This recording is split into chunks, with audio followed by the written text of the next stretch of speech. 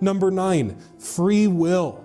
Darwinists believe that there is no such thing as free will. You can go to your university, you can ask them, and they will say there's no free will. We are programmed by genetic processes through natural selection, and we cannot make choices ultimately. We are just robots. That is not true.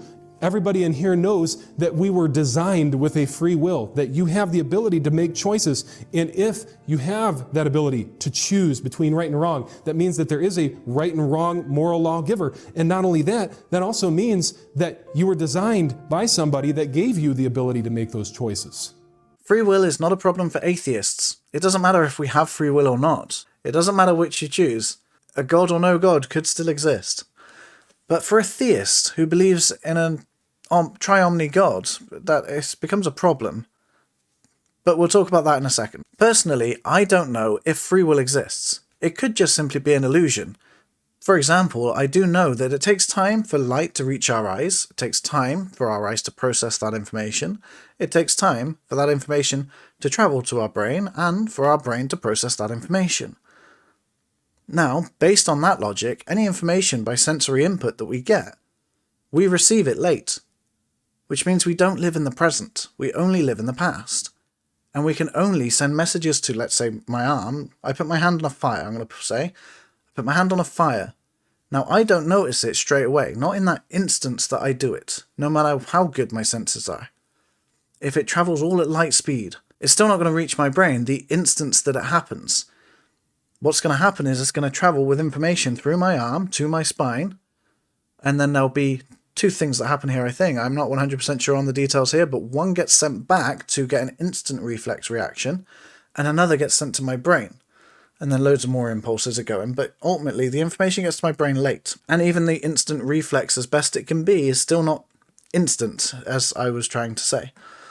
Because it takes time for all of this to happen, but ultimately we live in the past. There's no denying that, even if it is only nanoseconds or however short it may be. But we do live in the past based on that, and we can only interact with the future by sending messages to the future. So if I did try and catch a ball, I have to predict where it's going to be, and that's a complicated task for a robot, I'm just pointing out. Because that message will always reach my hand late, like if I'm saying, okay, it's got to catch here, and I'll catch it just in the nick of time.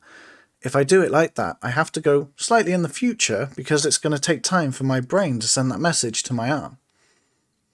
For the same reason it takes time for the arm to get the message to my brain.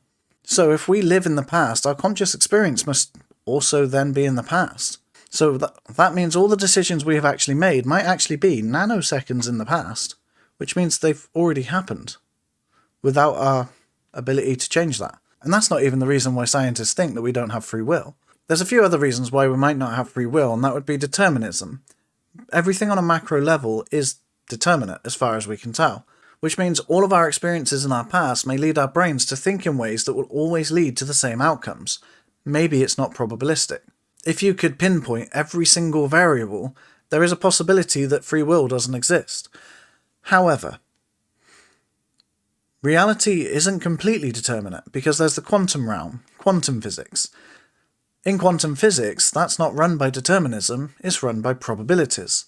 In which case, free will becomes a possibility again. If our brains do function on a quantum level, then free will is definitely a possibility. The difference is, we just don't know for sure. Whereas Matt thinks he does know, and ironically, it's a problem. So, Matt believes in free will. He also believes in an omniscient God, a God that knows everything, even my future. So if I had my fingers on my hand, and I said I was going to raise one of my fingers, probably not my middle one, if I was going to raise one of my fingers, God would know exactly which one of my fingers it was going to be. There's no problem here, because God knows which one I'm going to do, right? Well, if God does know which one I'm going to put up, I don't have free will. Because I can't disobey God's law, God's plan, that's it. God's grand plan, I wouldn't be able to betray that, would I? Because if I could, then God's not omniscient.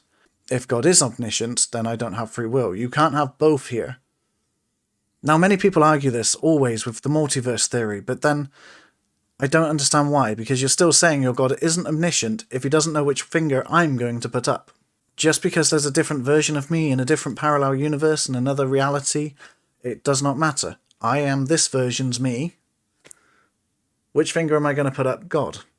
And then God says, which finger? And then I do something else.